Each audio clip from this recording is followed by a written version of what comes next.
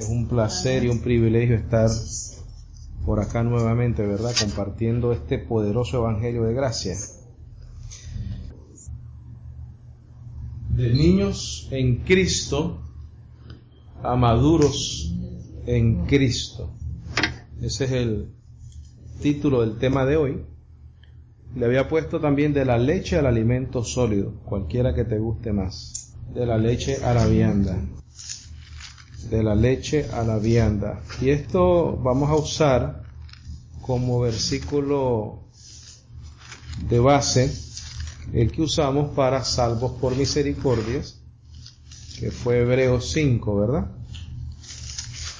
Hebreos 5. Ustedes saben que ayer fue el cumpleaños de mi niño, pequeño. Cumplió 7 añitos, está creciendo muy lindo, está creciendo muy inteligente, sí, muy simpático. Pero entonces, ya tiene 7 años. Ya se le exige un poquito más de cuando tenía 5 años, de cuando tenía 4 años, ¿verdad? Ya se espera un poco más de él. La niña va a cumplir 9, igual, cuando cumpla 9 años, ya se va a esperar un poquitico más de ella, ¿verdad?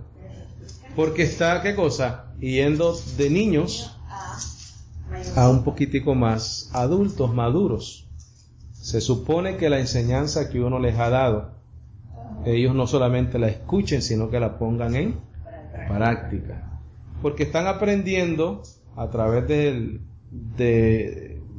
nosotros, de la mayordomía, ¿verdad?, que nos ha dado Dios sobre sus vidas, que lo cual es un privilegio, por cierto. Ha aprendido de nosotros lo que es el bien y lo que es el mal. De la misma manera, la iglesia de Jesucristo tiene que crecer de ser niños a ser maduros en Cristo Jesús.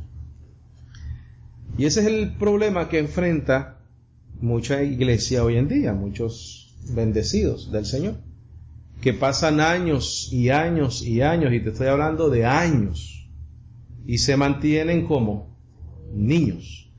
No crecen espiritualmente hablando en el conocimiento de la verdad.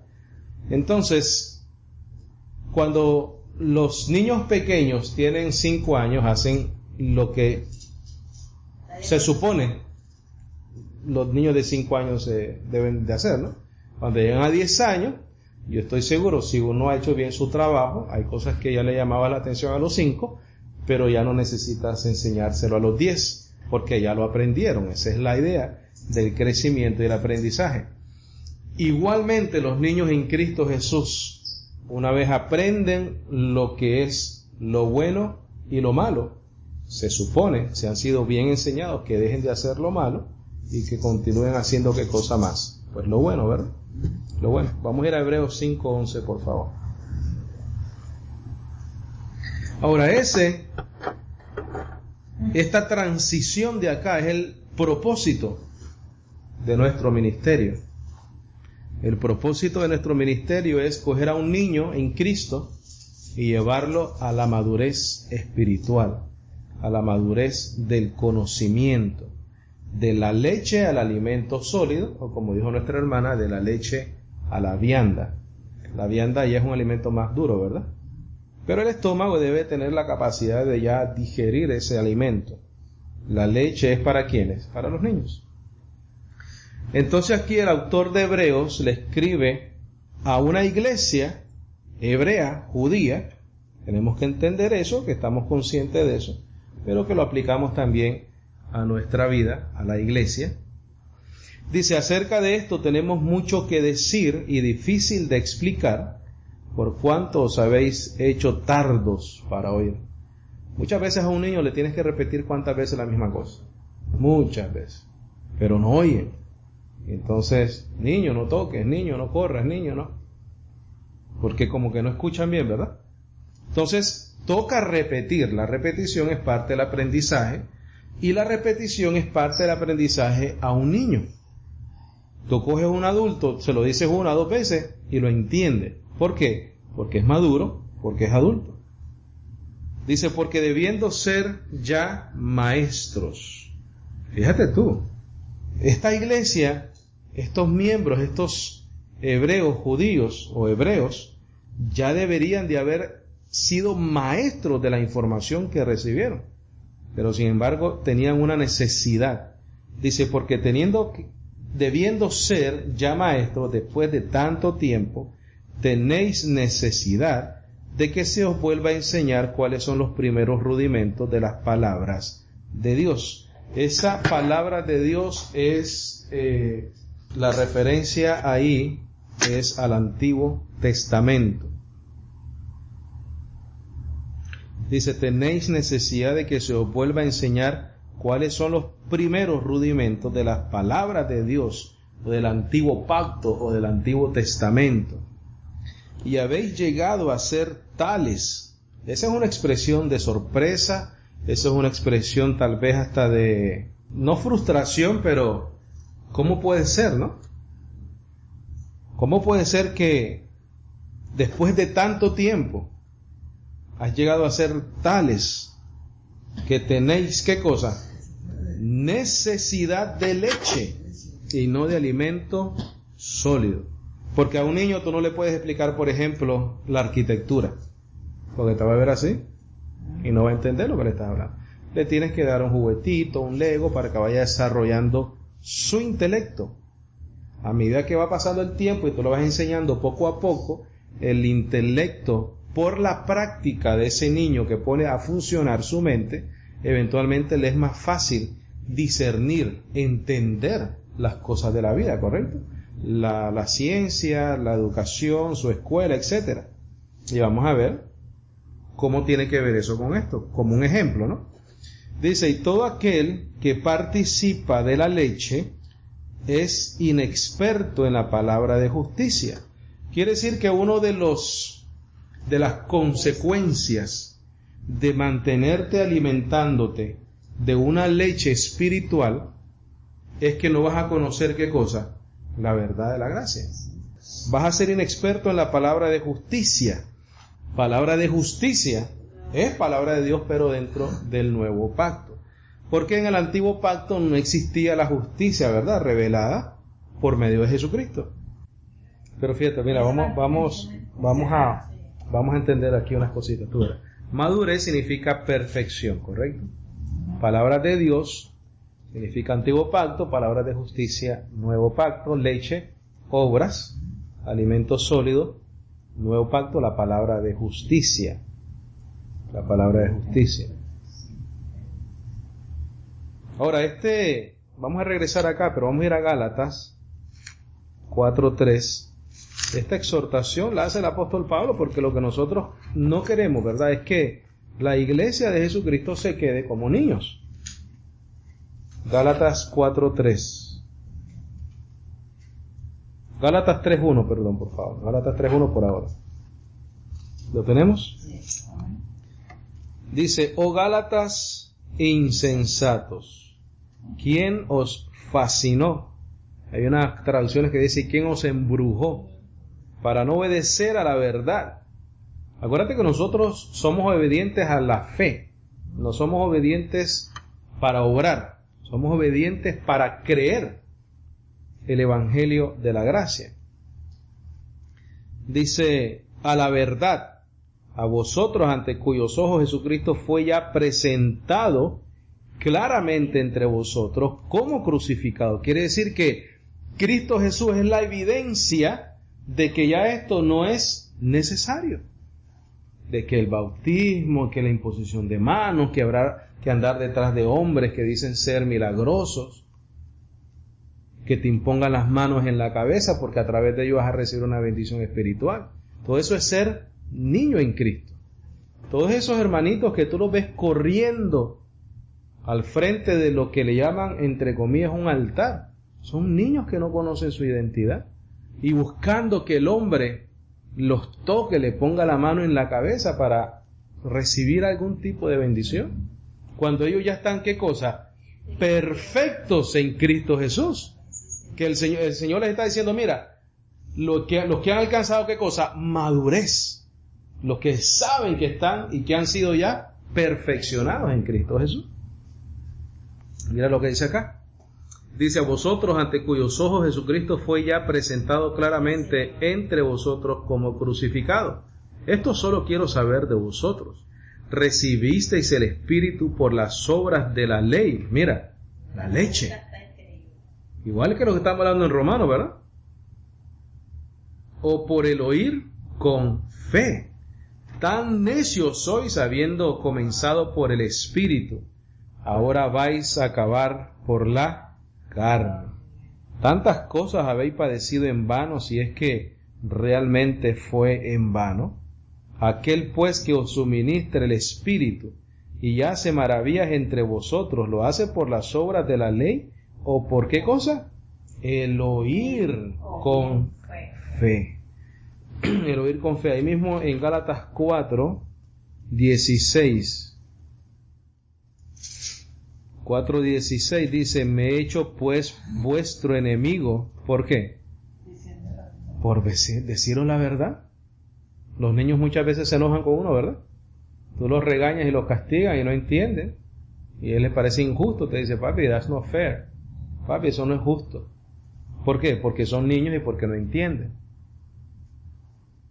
Tienen celo o interés. La palabra dice los interés. Tienen celo por vosotros, pero no para bien, sino que quieren apartaros de nosotros para que vosotros tengáis celo por ellos o interés. Bueno es mostrar interés en lo bueno siempre y no solamente cuando estoy presente con vosotros. Hijitos míos, por quienes vuelvo a sufrir dolores de parto. Al apóstol Pablo le dolía lo más profundo de sus entrañas ver cómo esta iglesia se está viendo al legalismo. Hasta que Cristo sea formado en vosotros. Él lo da a entender como un proceso de crecimiento. Pero él estaba sufriendo ese proceso de crecimiento, porque esa palabra formación, ¿no es acaso lo que le sucede a un bebé que se está formando en el vientre de una mamá? Un bebé se va formando, ¿verdad? Va creciendo, se va formando. Entonces el apóstol Pablo decía: mira, tengo dolores de parto porque Cristo se forma en vosotros. Entonces fíjate, Hebreos 6:1 otra vez, por favor. Dice: por tanto, dejando ya los rudimentos de la doctrina de Cristo, vamos adelante a la perfección, no echando otra vez el fundamento del arrepentimiento de obras muertas, de la fe en Dios, de la doctrina de bautismos, de la imposición de manos, de la resurrección de los muertos y del juicio eterno. Y esto haremos si Dios en verdad lo permite. Dice: porque es imposible que los que una vez fueron iluminados y gustaron del don celestial y fueron hechos partícipes del Espíritu Santo. Vamos a aclarar unas cositas. Cuando dice iluminados, gustaron y haber sido hechos partícipes, quiere decir que ellos fueron testigos del cumplimiento de las Escrituras cuando Cristo Jesús estaba vivo. Muchas de estas personas a quienes el autor de Hebreos les está escribiendo, conocieron a Cristo Jesús en la carne. Entonces ellos, el autor o el apóstol Pablo, trata de explicarles que Jesucristo es el cumplimiento de las profecías del Antiguo Testamento. Él es el sumo sacerdote, que ya no necesitamos más sacerdotes según el orden de Levítico, ¿verdad? Sino que Él se ofreció una sola vez y para siempre. Entonces estas personas fueron testigos de las cosas que el Señor hizo, de las cosas que cuando, por ejemplo, el Señor Jesucristo multiplicó los panes y los peces, ellos fueron testigos oculares, sus ojos fueron iluminados, ellos vieron, ellos participaron de ese don. ¿Por qué? ¿Cómo participaron? Porque lo vieron. Vieron hacer sus milagros, sanar enfermos, multiplicar el pan, etcétera, etcétera. Aquí claramente tenemos que entender que al gustar, ser iluminados y haber sido partícipes del Espíritu Santo no necesariamente quiere decir que son salvos. Porque en la parábola del sembrador, dice que la semilla cayó en tierra, que eventualmente se secó, ¿verdad? Dio fruto, ¿y qué hizo? Se secó. No eran tierra buena. Pero sin embargo dio algún fruto. ¿Por qué? Porque cuando el sembrador comienza a sembrar, esa semilla cae en tierra donde da un poquitico de fruto. Quiere decir que participaron de la bendición del Señor, pero ¿qué pasa? Porque no son llamados. Eso es sencillo. Entonces dice, y así mismo gustaron de la buena palabra de Dios y los poderes del siglo venidero. Y recayeron, no mantuvieron ¿qué cosa? El fruto. Dice entonces, es imposible que sean otra vez renovados para arrepentimiento, crucificando de nuevo para sí mismo al Hijo de Dios y exponiéndolo al vituperio. Quiere decir que si tú no aceptas el sacrificio de Cristo, ya no hay más sacrificio por ti, porque no puede haber otro sacrificio. Porque a Cristo se ofreció ¿cuántas veces? Una sola vez. Entonces fíjate, acuérdate que Jesucristo dio la parábola del sembrador. Mira lo que dice acá. Porque la tierra que bebe la lluvia, ¿cuál es la lluvia? La palabra. Que muchas veces cae sobre ella y produce hierba provechosa a aquellos por los cuales es labrada, reciben bendición de Dios. ¿Quiénes son esos? Los llamados, los escogidos, los elegidos del Señor. En nosotros cae constantemente la lluvia de la palabra, del Evangelio. El apóstol Pablo en Corintios dice que nosotros somos colaboradores de Dios y ustedes labranza de Dios. Dice aquí, por los cuales es ¿qué cosa? Labrada. Recibe bendición de Dios. Mira aquí. Pero la que produce espinos y abrojos es reprobada. Está próxima a ser maldecida y su fin es el de ser quemada, eliminada. Pero en cuanto a vosotros, nos separa, ¿verdad? Oh amados, estamos persuadidos de que cosas mejores que pertenecen a la salvación, aunque hablamos así. Porque Dios no es injusto para olvidar vuestra obra y el trabajo de amor que habéis mostrado hacia su nombre, habiendo servido a los santos y sirviéndoles aún. Pero deseamos que cada uno de vosotros muestre la misma solicitud hasta el fin, para plena certeza de la esperanza, a fin de que no os hagáis perezosos, sino imitadores de aquellos que por la fe y la paciencia heredan ¿qué cosa? ¿Quiénes son esos? Los maduros. El que entiende eso es el maduro. El que dice no, eso es imposible, solo por la fe y la esperanza, es que ahí no hay que hacer nada. ¿Por qué? Porque la fe tienes que creer y la esperanza tienes que esperar. Pero la obra tienes ¿qué cosa? ¿Qué hacer? Entonces el niño dice, no, eso me parece a mí que aquí hay que hacer algo. ¿Cómo que así por creer y por esperar? Bueno, pero es que el Evangelio lo dice así. Dice, porque cuando Dios hizo la promesa a Abraham, no pudiendo jurar por otro mayor, juró por sí mismo, diciendo, de cierto te bendeciré con abundancia y te multiplicaré grandemente. Y habiendo esperado con paciencia, alcanzó la promesa. Porque los hombres ciertamente juran por uno mayor que ellos, y para ellos el fin de toda controversia es el juramento para confirmación. Por lo cual, queriendo Dios mostrar más abundantemente a los herederos de la promesa la inmutabilidad de su consejo, interpuso juramento, para que por dos cosas inmutables en las cuales es imposible que Dios mienta, tengamos un fortísimo consuelo los que hemos acudido para asirnos de la esperanza puesta delante de nosotros, la cual tenemos como segura y firme ancla del alma, y que penetra hasta dentro del velo, donde Jesús entró por nosotros como precursor, hecho sumo sacerdote para siempre, según el orden de Melquisedec. Quiere decir que nosotros dentro del nuevo pacto tenemos que tener dos cosas necesarias, la fe y la esperanza. Porque con la fe creemos, y con la esperanza esperamos lo que creímos con la fe. Con los ojos del entendimiento.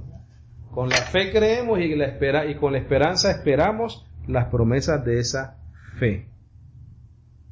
También cuando dice gustaron, significa experimentar algo de forma consciente, algo que ellos vieron.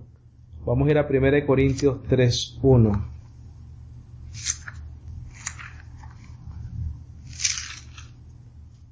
No queremos que nuestros hermanitos se queden niños, ¿verdad? Queremos hacerlos crecer en amor, en paciencia, en doctrina. Y no los estamos regañando, sino que los estamos exhortando en amor, ¿verdad? 1 Corintios 3:1. De manera que yo, hermanos, no pude hablaros como a espirituales, sino como a carnales, como a niños en Cristo. Os di beber leche y no vianda, porque no erais capaces ni sois capaces todavía. Ahí hay una aclaración que hacer. Si en Hebreos te dice que no puedes estar con la leche, y aquí él te dice que él les tuvo que dar leche, no quiere decir que él les dio obra, sino que él les dio lo básico del Evangelio. Cristo murió por ti, por perdón de tus pecados, lo demás no lo pudieron entender. Porque eran, ¿qué cosa? Carnales, eran niños. Pero no quiere decir que él vino y les hizo el daño de poner este fundamento sobre su vida. Porque en Hebreos dice, no echando nuevamente el fundamento de obras muertas, de la doctrina de bautismo, etcétera, etcétera. Entonces ahí cuando él dice, os di de beber leche, quiere decir que les dio lo básico, lo fácil de entender del Evangelio de la gracia. Y no vianda, porque aún no erais capaces, ni sois capaces todavía, porque aún sois carnales, pues habiendo entre vosotros celos, contiendas, disensiones, ¿no sois carnales y andáis como hombres? Porque diciendo el uno, yo ciertamente soy de Pablo, y el otro, yo soy de Apolo, ¿no soy carnales? Pues ¿qué es Pablo y qué es Apolos? Servidores por medio de los cuales habéis creído, y eso según lo que a cada uno concedió el Señor. Yo planté, Apolos regó, pero el crecimiento lo ha dado Dios. Así que ni el que planta es algo, ni el que riega, sino Dios que da el crecimiento. Y el que planta y el que riega son una misma cosa, o pueden ser uno el mismo, ¿verdad? Aunque cada uno recibirá su recompensa conforme a su labor.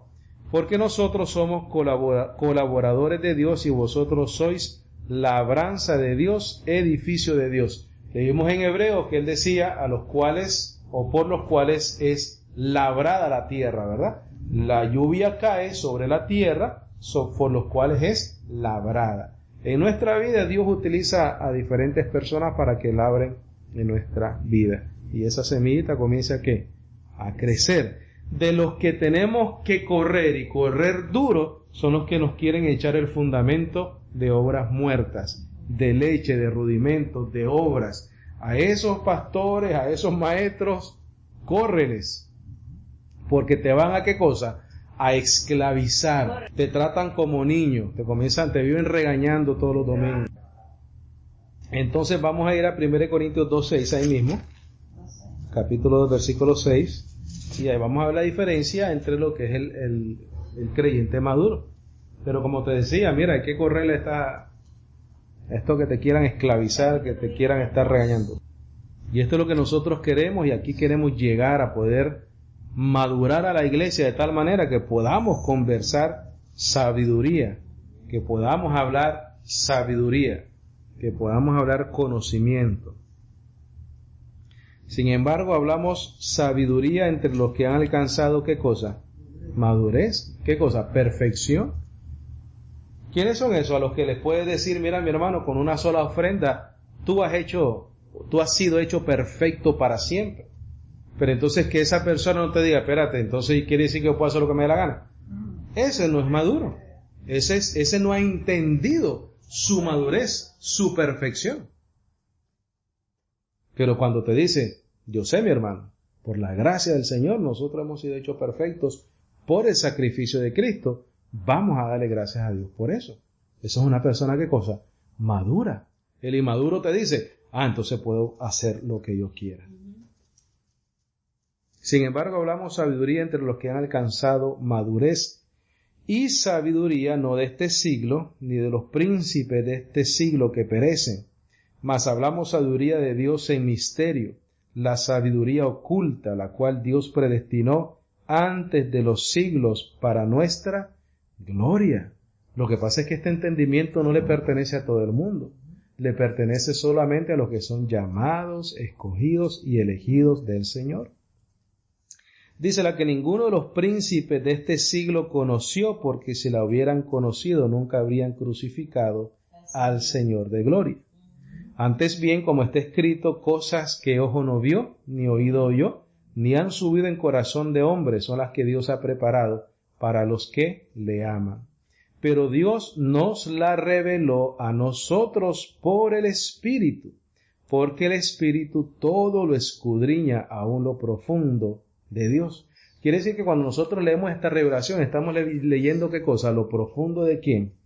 De Dios. El misterio que estaba preparado desde antes de la fundación del mundo, que nosotros los gentiles íbamos a recibir por gracia la salvación, escondido ese, y ahora revelado para nosotros. Recuerda la diferencia entre las escrituras fueron inspiradas, el evangelio es revelado. Uno se inspira para escribir, pero cuando te revelan es algo que te dan a conocer. Te dicen, mira, aquí está, una herencia para ti, ¿verdad? Dice, pero Dios nos la reveló a nosotros por el Espíritu, porque el Espíritu todo lo escudriña aún lo profundo de Dios. Porque ¿quién de los hombres sabe las cosas del hombre, sino el Espíritu del hombre que está en él? Así también nadie conoció las cosas de Dios, sino el Espíritu de Dios.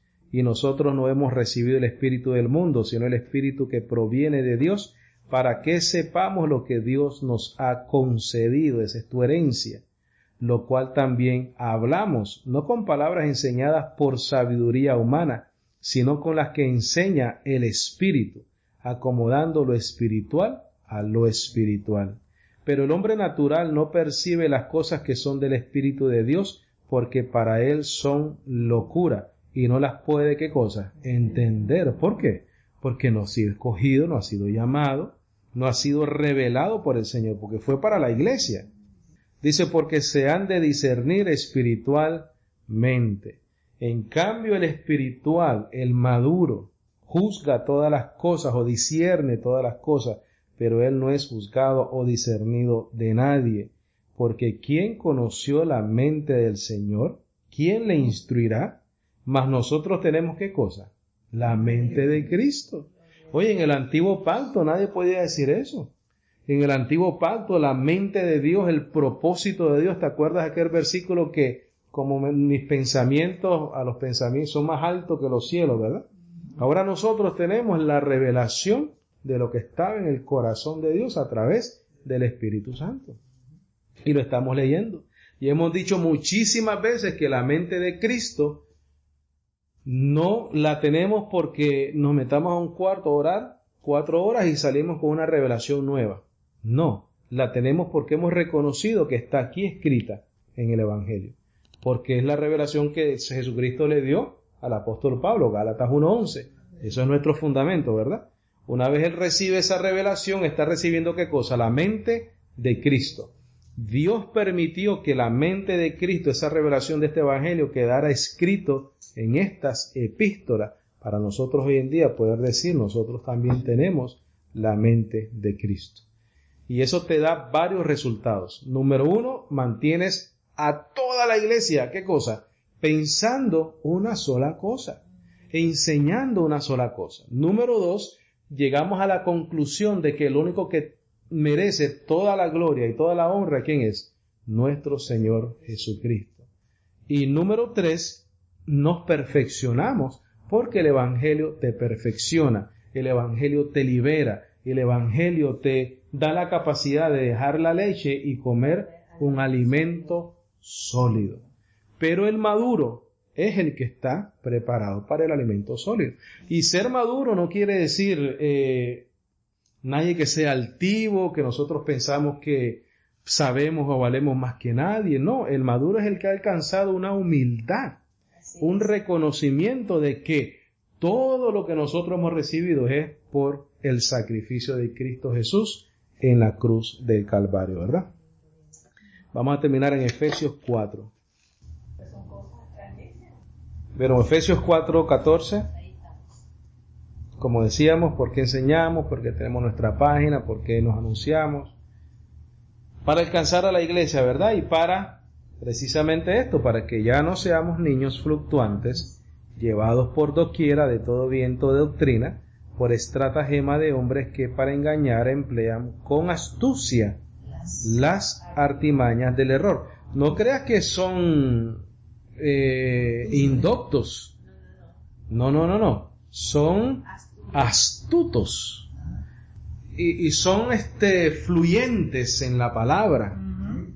Hablan muy bonito. Nosotros, ¿qué es lo único que hacemos? Mira, predicamos una verdad absoluta, que eso es lo que cambia el corazón del hombre, para que ya no seamos niños fluctuantes, llevados por doquiera de todo viento de doctrina, por estratagema de hombres que para engañar emplean con astucia.